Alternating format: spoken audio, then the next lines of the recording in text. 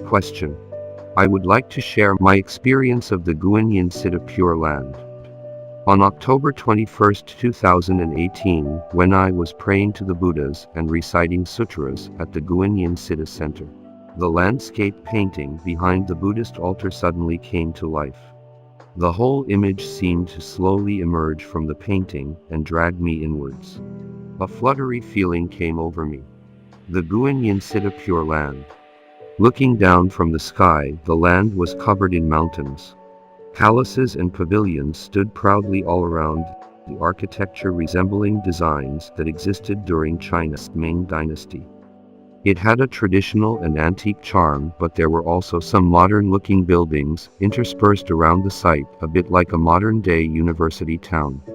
All of the buildings radiated a golden glow that occasionally changed into the colors of the rainbow. It looked like the depictions seen on TV of the Amitabha Buddha's Western Pure Land, but with some notable differences. There was a huge open square where the floor and railings were all made from solid white jade. At the center stood a tall, circular tower with bell ornaments hanging from the rooftop's side. A pleasant sound of bells accompanied the blowing of the wind, and an even closer listen reveals murmured recitations of the Buddha's holy name. Soon after, the voice begins to alternatively morph into that of the Master Jun Hong Lu, while bodhisattvas quietly recite sutras, and Master Lu's words of wisdom in the background. Every breath felt incredibly pure, and the entire realm seemed to be a serene, peaceful void, where it's impossible to be disturbed by any kind of affliction. It was the Guan Citta Pure Land where practitioners of Guan Citta Dharma Door, who have attained fruition, will be taken to chant Buddha's holy names, recite sutras and listen to the Dharma. When looking down from the sky, the Pure Land was truly enormous. Bodhisattvas approached a pool not far from the empty space, and inside were dozens of divine lotuses, blooming luxuriantly, some already as big as the wheels of a cart.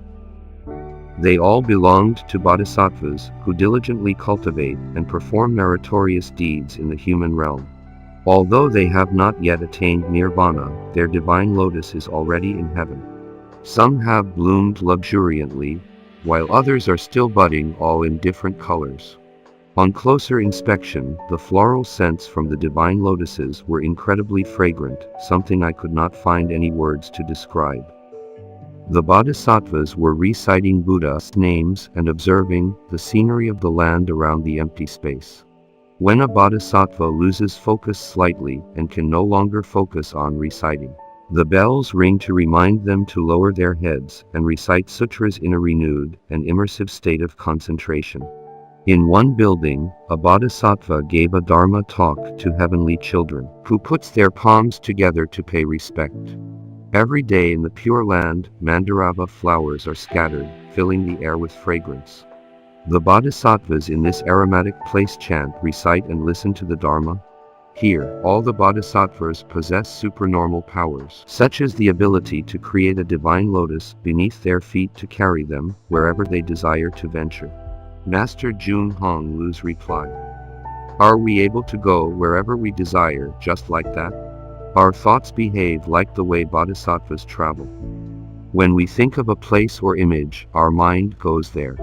The Guan Citta Pure Land and the Amitabha Buddha's Western Pure Land are very similar, where mandarava flowers are scattered across the sky, and those who dwell there are immersed in recitations.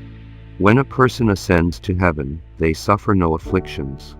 They have cultivated their minds and nurtured their natures every day, reciting sutras, bowing and paying respect to Buddhas and bodhisattvas, and going wherever they please on their divine lotuses. When in a dream, you go wherever you desire.